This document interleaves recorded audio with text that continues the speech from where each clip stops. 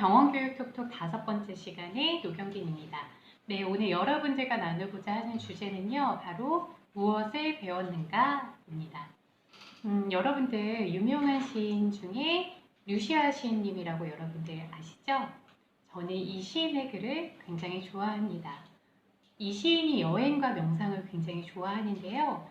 여행과 명상으로 이 세상을 바라보는 류시아 시인의 관점이 너무나 크고 또 너무나 감동적이어서 글을 읽으면서 저도 참 많이 배우고 다른 관점의 시야를 얻게 되기 때문입니다.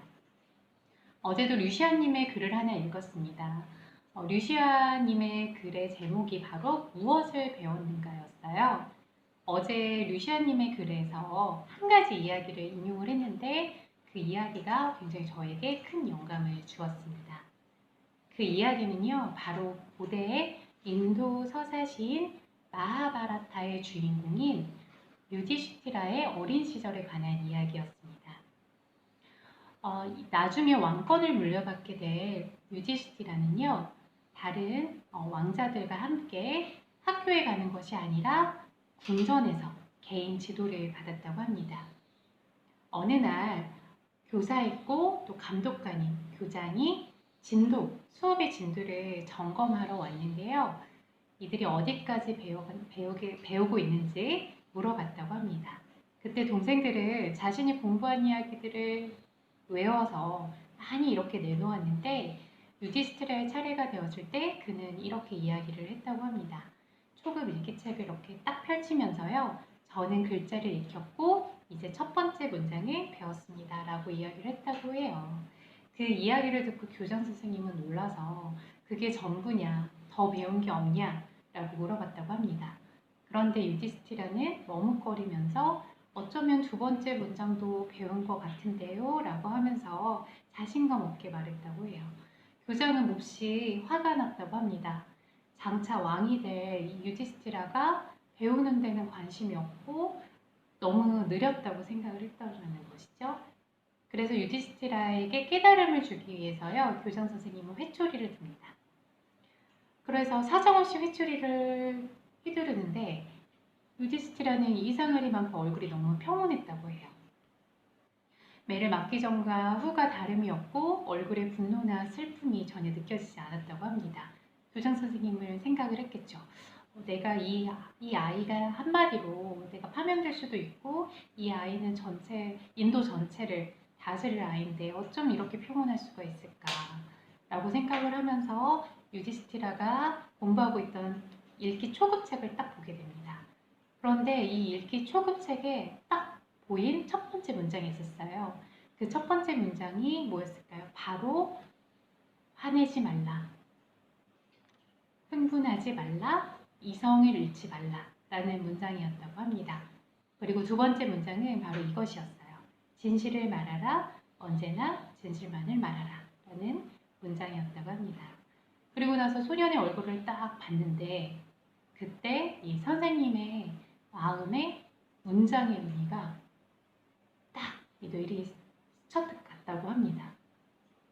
소년의 얼굴 자체가 바로 절대 화내지 말라라는 이 문장 의미의 그 자체였다고 해요. 이 침착하고 차분한 소년의 얼굴이 바로 그 스승에게 그 의미를 뼈저리게 느끼게 한 것이죠.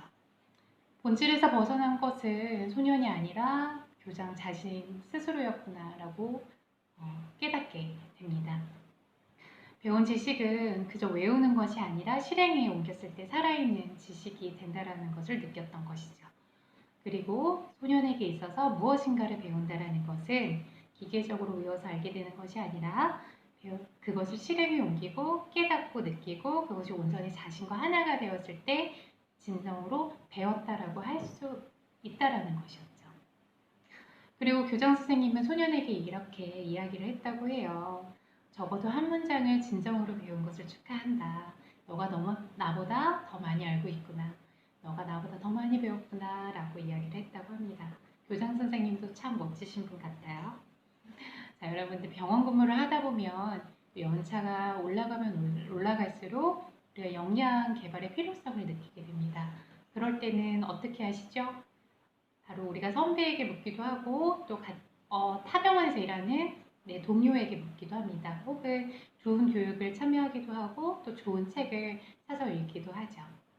자, 그럴 때는요, 여러분들 모든 교육이 종료된 이유나 그리고 혹은 뭐 좋은 책을 읽거나 했을 때요, 여러분들 스스로 한번 기록을 한번 해보시면 좋겠어요.